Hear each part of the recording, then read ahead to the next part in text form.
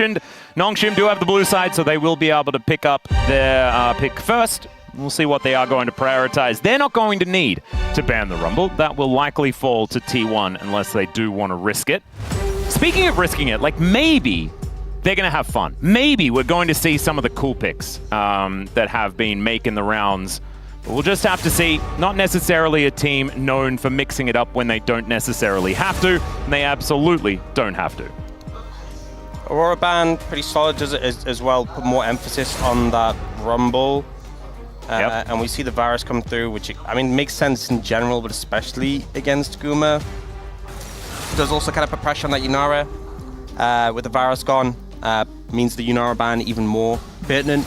And the Pantheon to come through, so no real ban towards that Rumble. And Wukong still available as well.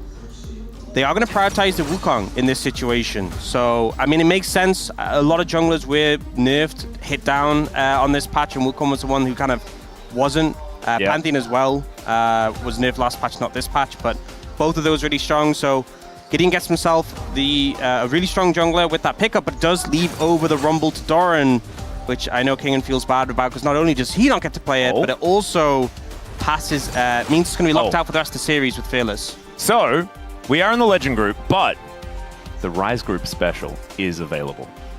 They could just pick any Rakan right now, and Nongshim, theoretically, if they were in the Rise group, would be guaranteed a victory. That could be a decision that they could make. I mean, in terms of proximity, they are the closest to the Rise group. They are. To the standings. So it does give a lot of proactivity. Looks like leaning towards Orianna, though, which is also a pretty good denial away from Fake. It is his most played in the most recent rounds. Don't mind it, as the Ornn is going to be the pickup into this Rumble. It was considered a counter-pick-ish type thing that can get through the lane. I don't know whether that remains the case. Yeah, I'm less convinced by this pick. But wait. So, the first letters of the three of these champions. Say it out for me. Ow. No, it's woo! Oh, the other way. Yeah. Hey. In order. Okay. It's woo! And that's pretty cool. Okay, yeah. Right? You know, great pitch. Yeah, I think that's the most serious thing that we can go into about the Ornn versus Rumble matchup. I thought you were going in a different direction with that. Woo! Our minds just jumped. I mean, technically with two O's, wouldn't it be ow? It'd be like ow, ooh. Yeah, I guess. It would be like a weird wolf type situation. Yeah, the Not the ban, wolf that's in the space. Yeah. Bard ban pretty good into Carrier. Alistair still open. Rakan still open. You would love to get Rakan as Nongshim, but it's going to be hard in this situation, because I feel like if you like ban Alistair here, they might just take Rakan themselves. You could leave it both open. They're going to ban the Braum in this situation. Interesting. We'll see what T1 opt to do here.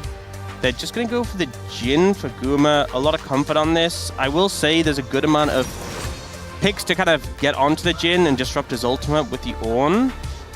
There is also the Alistair left up, which is kind of crazy. So that could be picked up by Lehens. Of course, he really does like the pick. The Carrier, I think, will have something planned. We'll see what it is going to be. I think just like Sivir Rakan could be so good here. You know, movement speed, it's a great scaling pick. There's a lot of melee champs at full melee topside in T1. And Rakan with Wukong, I mean, I've said like a million times how much I rate this combo. Plus with Ornn, it's also fantastic. Pairs up with Orianna very well. You can deliver balls pretty effectively. If you want to go Alistair, though, I think that's also fine. I mean, it also sets up the ball and a bit bulkier, because there's a lot of AoE damage. That's the one concern about Rakan. So when Galio was a support way back when, he was actually really good matchup in Rakan, because the taunt is so easy to lock down the Rakan with. There's also the AoE from the Rumble, so you could just kind of get exploded, whereas Alistair a lot more durable in that situation. So a bulkier frontline for Nongshim. They do have decent dive threats. Their comp scales pretty well, and they've kind of managed things decently. Are going to see the Poppy coming for Carrier, though. And I think T1 pretty happy with what they got, right? They have the Rumble for Doran, a phenomenal pick. This strong skirmishing mid-jungle. They have Jhin for Guma. They have Poppy for Carrier. I don't think it's the best Game 1 draft we've seen for T1, but the bar was very high for that, right? The fact that Carrier doesn't have Bard immediately I think Nongshim have handled things better than some teams, but still, it's a lot of power for T1, and they're going to be very happy with what they've picked up. Yeah, and also in a game 1 of a best of 3 hit, by the way, it's Wusa. So a bit of a Bad Boys 2 reference there as well, which I absolutely love. Bit of an anger management type reference there, which I think is really, really cool. So a Wusa. And that's what maybe Nongshim are going to have to do in this game. They're going to have to calm down, bit of Wusa, make things work. Yeah. That's what I'm getting to. That's my idea. I can't pronounce T1's champions as far as just the first letters. So that's your main criticism. Yeah, the acronym, not very good. Yeah. The team comp probably fine. I think a lot of people would look at Galio and they'd be like, oh, not enough damage. Not fake as Galio. Not enough vowels, I think, with that comp. Yeah, no, it really is a worry. In fact, none. Yeah. So it does just make it impossible. Bad setup Usa on the other side, gorgeous. Not winning any Scrabble games with this setup. Oh no. Although, a lot of very high value letters. They just don't go together. Let's jump onto the Rift for game number 1.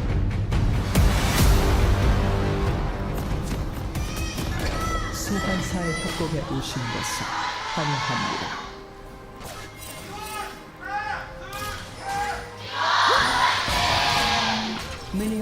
You know there are people that actually like didn't know the Wusa thing from Bad Boys 2?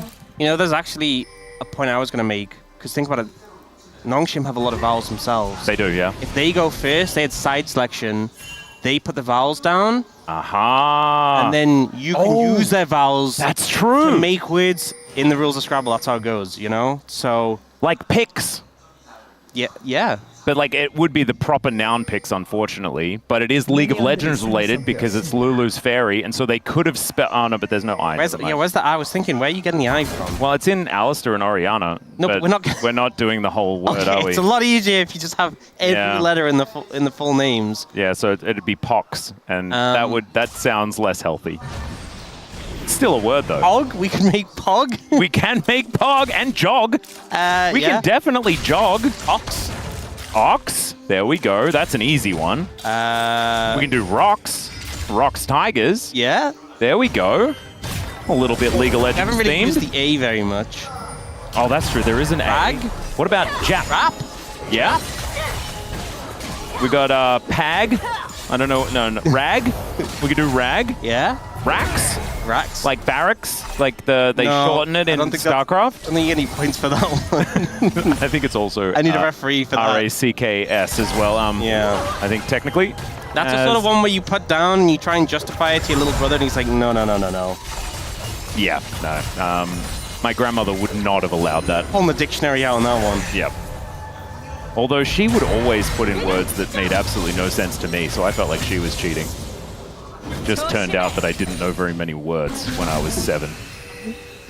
Calix is doing a decent job here. Remember, he is coming off the back of like solo kills against BDD and stuff like this. Calix has actually had a little bit of a resurgence here in the LCK, so Faker not having the greatest of times up against this Oriana. Tough matchup, obviously. But good to see that Calix is playing it out the way that he's supposed to. Yeah, putting the pressure on early on. What you want to see. I'm feeling that the tempo vibes aren't necessary. Okay, never mind. Carrier is going to be able to find the heroic charge into Lehens, and all of a sudden they have a massive. Why did you say it? Yeah, I shouldn't have said it. I shouldn't have said it. I know I shouldn't have said it. Did we not learn anything from yesterday? I did. I learned that we cannot actually help it. Yeah. And the caster curses will just happen. They're inevitable, and I should not worry too much because Chronicle is never going to admit that he uses them for evil. Don't try and fight them. And he does. That's so true. He tries to pretend, oh, I don't know. They don't exist. How could I use them for evil if I don't even believe in them? Yeah, exactly. And then brutally murders KT with it. Yeah. Shameful. It's pretty ruthless. But that's okay. We were just talking about the tempo vibes. No one's died yet or anything like that. Okay, good. We're safe. Lane swap does come in. Very early swap come through. Getting King in the top lane matchup.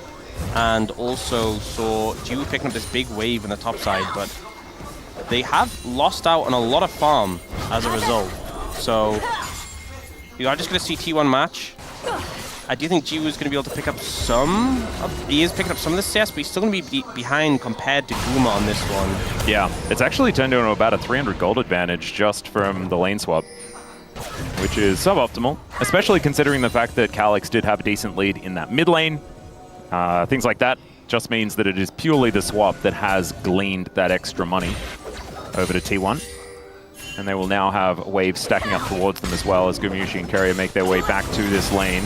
Yeah, now have the heal advantage for T1's bot lane as well, so there's that added pressure. It's not a fun matchup to play the Alistar into. Also, the Jhin is just going to have more pressure than the Sivir. You will eventually get to the point where you can just wave clear and kind of ignore the Jhin, especially if you can spell shield his abilities. But those early levels, a little bit precarious. Yep. And I'm a little bit worried for Kingen as well, because this is one of Doran's favorite champions. He's been fantastic, especially like team fighting on the Rumble, as Keria does go in. He's just getting a little bit of harassment down on this Poppy. Working out quite well. You're not going to quite find the Boomerang Blade value. But yeah, I do think the T1 in this mid-game are going to really start to have a field day. Yeah. Which is not exactly a brave thing to say, based on how they've been playing all the time. However, Keria is going to have to use the flash to get out of the way of Lehens, who is now looking to turn his attention towards Gumayusi. Gideon in position. Was there a little bit late to affect the players. Faker walks over a ward, and Ono looks to take down the Drake in response to that topside aggression. Yeah, so I think T1 fine with this. You know, it's a trade of summoners.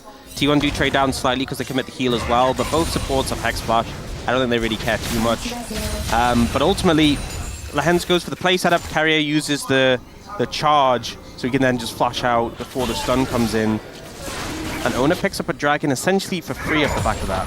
Not to mention Doran is able to just steal all the crockery away from this bottom lane turret. Kingen still in a lot of trouble, not going to be able to build enough items to get him out of this one, as Ona will finally finish this one off there as the smite to secure the Hextech Dragon, going to be the first one. Cloud is going to be next. Ox, we had a bit of a rough day yesterday. Shockwave going to come through here from Calyx, looking to chase down Faker here, winding up the clockwork quite nicely, but doesn't quite find the command attack. Yeah, just trying to keep the pressure up. We do see swap coming again from Nongshim, and King was having a really rough time in that matchup. Has started to get a bit of magic resist, but I just feel like the Rumble does so much damage now. Yeah, and he's also just going to be able to equalize the wave, and that's not very equal, actually, because it does mean that once again they are going to have so much control in this lane swap scenario. Doran not going to be missing out on anything, and gets to utilize this tempo however he would like. Yeah, so one of the things they changed when they did the rebalancing with Rumble is now his Q, even if you like just catch someone with it, they burn for an extra half a second. So when you're playing into like a range matchup, or you're playing into like an AD carry and a support, I feel like he has so much more threat, because even if you're just you just need to tag. Clipped by the flame spitter, you're taking so much more damage than you would before. And obviously, Rumble's always been pretty good in lane swap situations because of the power of the equalizer. Oh dear.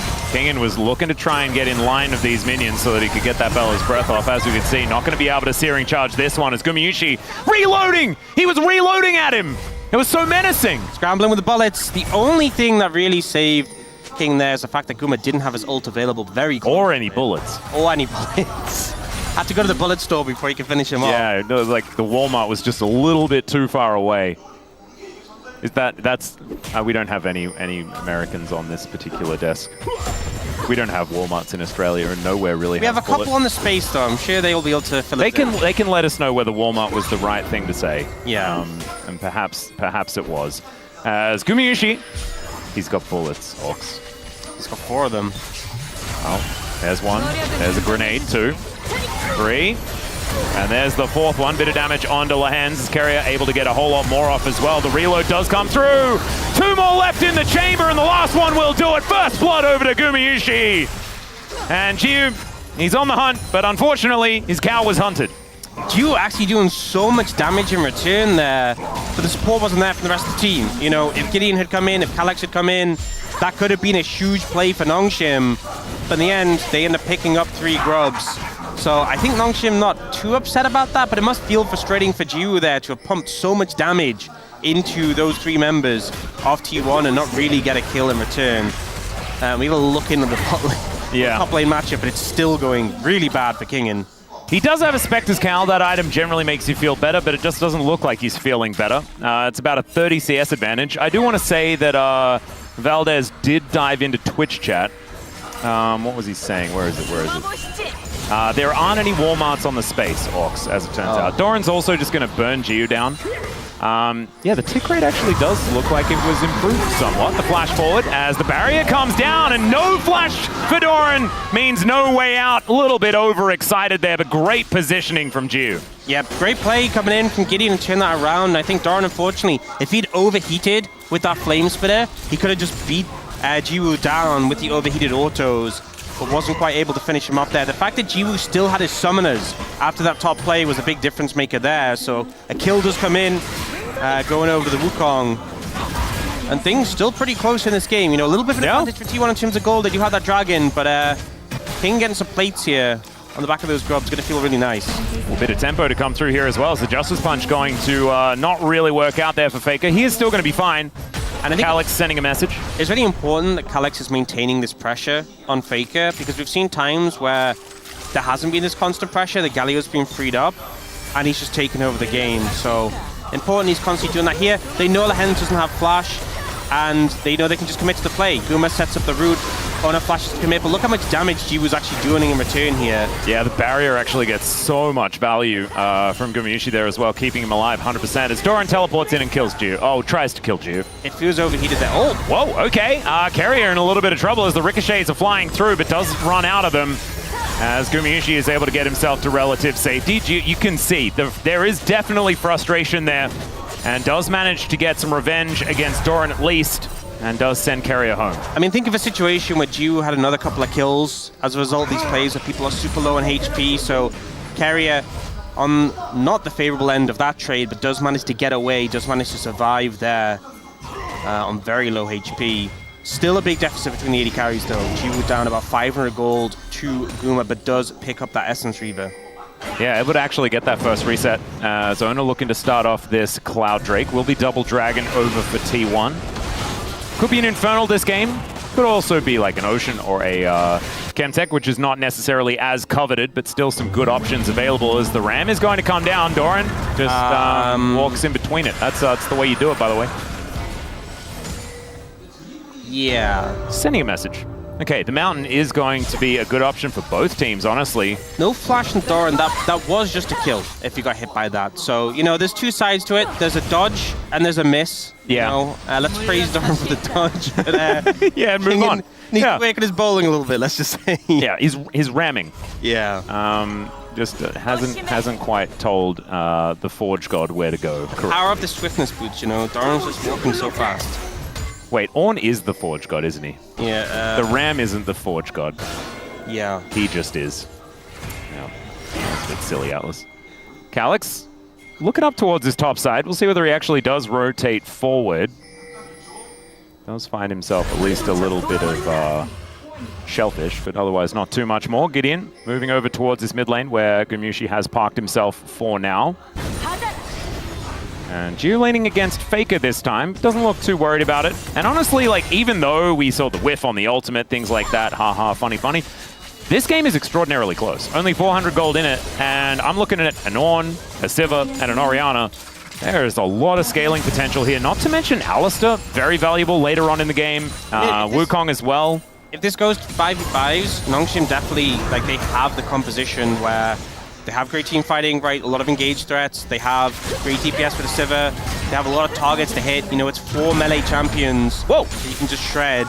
And Calyx is continuing to put the pressure on with this Orianna. He is not perturbed. Maybe should be a little perturbed. Took a little bit of damage there, as we could see off the back end, but otherwise is really making sure that this mid lane is impenetrable for Nongshim. And you got to remember, like, look, Nongshim are still, they're a tiny little bit of gold behind, but think how dominant T1 have been so far in round 3 to 5. So even just to be keeping it even at this point, it's a positive omen for Nongshim, especially with this composition. They just need to keep this momentum going, and with 2 dragons in the hands of T1, I'm looking towards this Herald, I'm looking towards this next dragon. These are the big turning points of this game. These are the points where really Nongshim needs to find good fights, favorable setups to establish themselves. I'm a little bit concerned playing into the Poppy. We've seen so many teamfight setups just ruined by having a Poppy on the side who just like knocks away your key engager and messes everything up.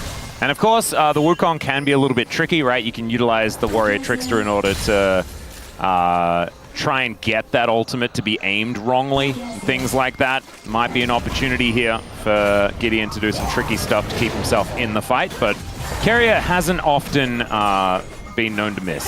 Yeah, they do move Jiwoo to mid lane, so I feel like having him in the bot lane for quite a while. It wasn't a big issue, right? He can just clear waves when it was up against the Galio, but now having him mid and kind of just maintain that mid prio as Sivir loves to do. Yep. So Faker down here towards the bottom lane is going to taunt up King in momentarily. Looks like Nongshim a little bit more interested in this Herald that's going to be coming up in 23 seconds time. Gideon wanting to move up towards his top lane, but Doran does have this control ward, so he will know exactly what's going on. But it is Calyx. This guy is dangerous. Speaking of danger, the Deadly Flourish is going to come on through, and Lehen's down to 50% health. See how cautious T1 were about committing heavily for that play. A little bit apprehensive. Ooh, that damage.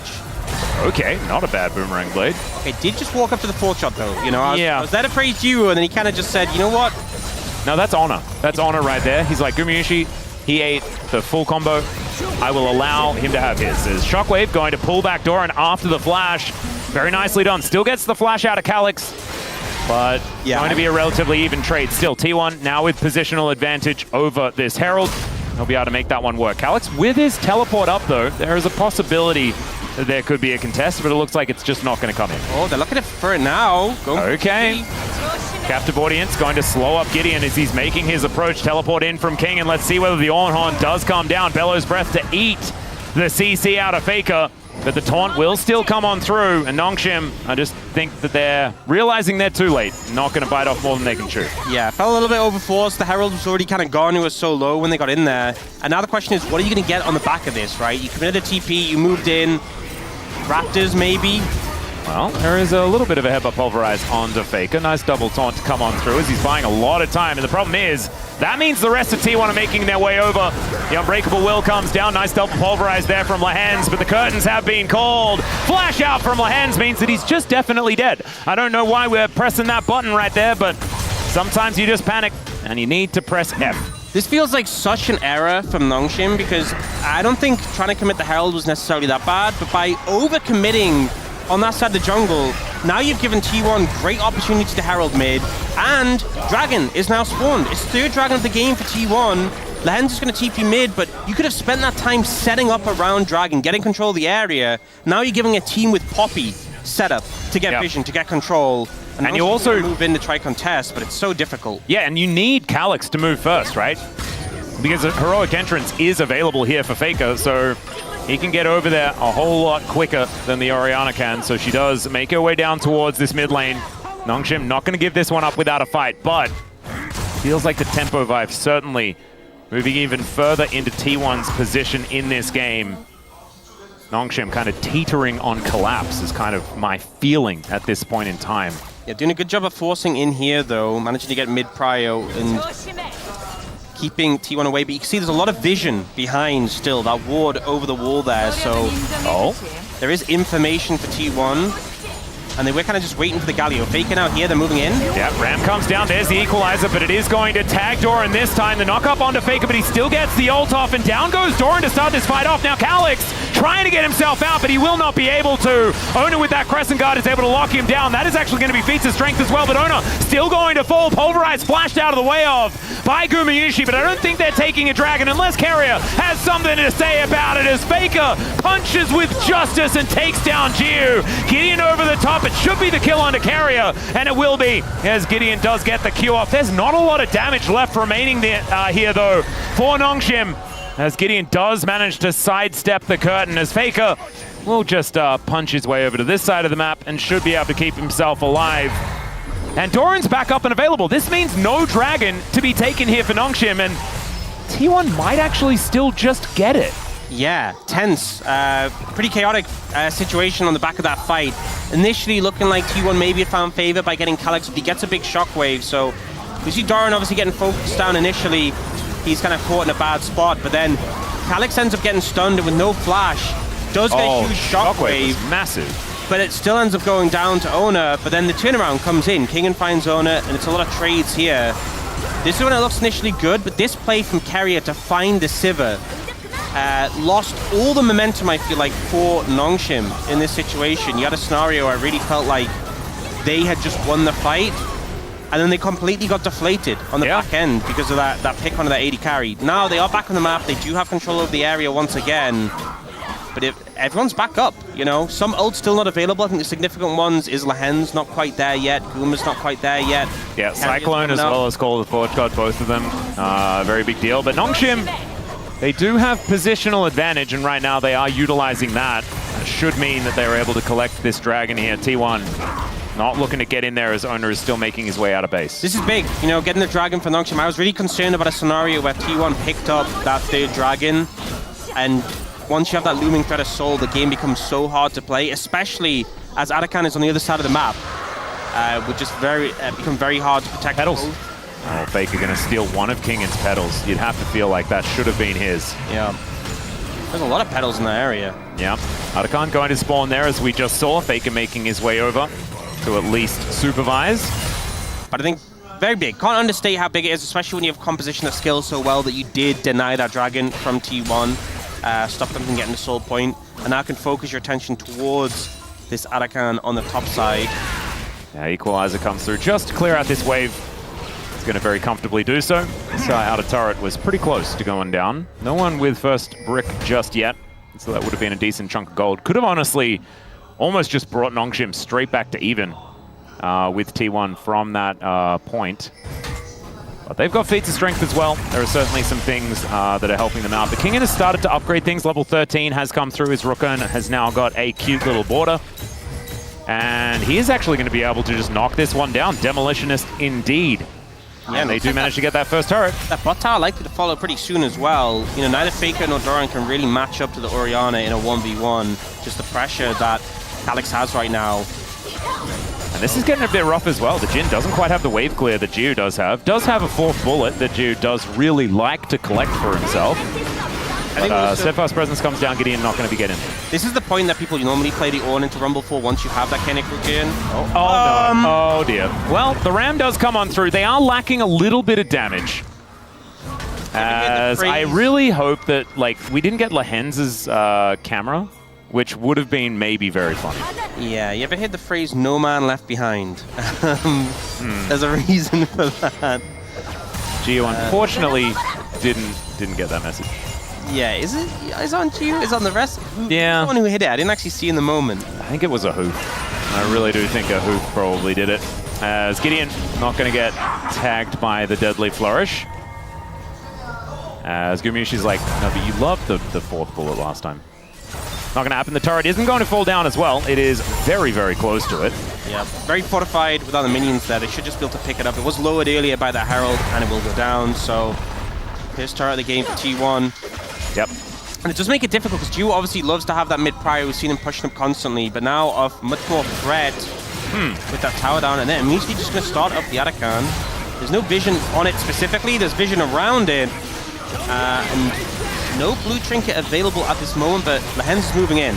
Yep, walking up does manage to get vision, as they don't actually sweep it out just yet. Still, they're turning on to Carrier. Equalizer comes through, gets a fair bit of work done as Carrier finds the heroic charge. And now the taunt is going to connect. Faker was just waiting for Gio to go over the wall. It's beautifully played. And even though it's a quadra pulverize, it does not matter at all, because Kingan and Calyx are a million miles away.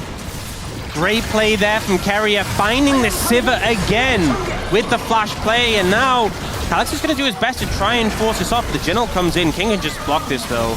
Yeah, heroic entrance is going to get Faker in immediately, as the curtain going to be held, but I think it is going to go away. The triple taunt going to come down for Faker as he holds Gideon in position. Steadfast Presence continues to do so as he'll burn down. It's a double for Doran, maybe even a triple here, as he's just going to obliterate on.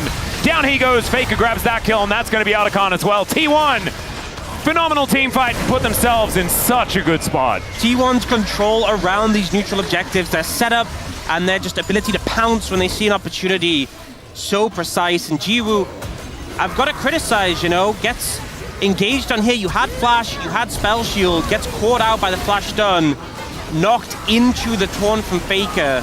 Special delivery. Yeah, and it's brilliant setup from T1, but if you get caught by that initial stun from the Poppy, it's game over. You can't let that happen. You represent so much damage for this team comp. And then it becomes this impossible task for the rest of Nongshim to try and stall out. But it was a great setup here. Faker getting on top of Calyx with the taunt. And I think Calyx kind of had to flash there because he doesn't even get a chance to get his shockwave off here. Yeah. And they all just disintegrate. So low as well. Yeah, it feels like maybe if he got his shockwave off, maybe there was something there. It's hard to say. It might have been a couple of kills. Yeah, it was just a rough spot to be put in. It was kind of a doom situation they were trying to force because it felt like the game was slipping away if they let the Arakan go. But ultimately, T1 holds strong, ruthless in their execution around the Arakan. And it turns out they were probably correct as well, because the game really does feel like it's slipping away now that the Arakan's gone. So you might have been onto something, as Faker is going to be monitored here by Doran. Means that he's not going to be going down or anything like that, but now it's sole point on the menu for T1. And Nongshim do want to deny this if they can, but it is just going to be a massive difficulty as Hex Splash in from Carrier, looking for a possible opportunity, an avenue forward. As Lehens comes over, that is goodbye to the Orianna, but Heba pulverized to connect onto Carrier, and he just goes down. That's a kill over to the Sever as Kingin buys so much space, just wandering off to the side. He is going to die, but a 1-for-1 and a Dragon going over to Nongshim probably feels pretty good. Still, T1 have now taken up occupation of Nongshim's side of the map, and it may not be a place that Nongshim can get out of. Heroic entrance, Jiu going to have that spell shield as he flashes. Wind becomes lightning, still connects, but there's the shockwave. The pulverize on top, and Ona will be going down. Jiu's still alive this time, but Doran has found him, and he's got a dangerous flamethrower. Down goes the Sever. There's the ace for T1, and a moment there for Nongshim, and then it was snuffed out. And Ona hits 3,000 assists. There you go, huge achievement in T1. It looks like the play was going to come in for Nongshim. The shockwave is big, the CC's there, but they hold strong. Huge cheer from the crowd here, as look at that, still standing, by the way. Oh man, look at the T-pose. That's Aura right there. He knows. Absolutely is. He's like, yeah, I might be dead, but do I look dead? No, not even a little bit. 0 HP, he's still going. Yeah, absolutely. He's committed. Here, so Carrier ults Calyx away, buys time, and it does end up kind of giving away the Dragon because, you know, we see them go, we see Carrier go down, we see the rest of them focus on Kingin, which does just give her the Dragon, but T1 are fine making this trade because they know with the position Nongshim are in, oh no. Oh dear. Well, medium rare? He gets out. Yeah, Lens is going to be all right. With the position they were in after taking the Dragon, just so easy for T1 to wrap around and cut them off. So, you know, they don't really care about whether they get that next Dragon because they're so far ahead now. They're looking towards the Purple Worm, and TP comes in. Nongshim going to try and contest this one, but Carrier is out of vision, and he's going to threaten with that ult.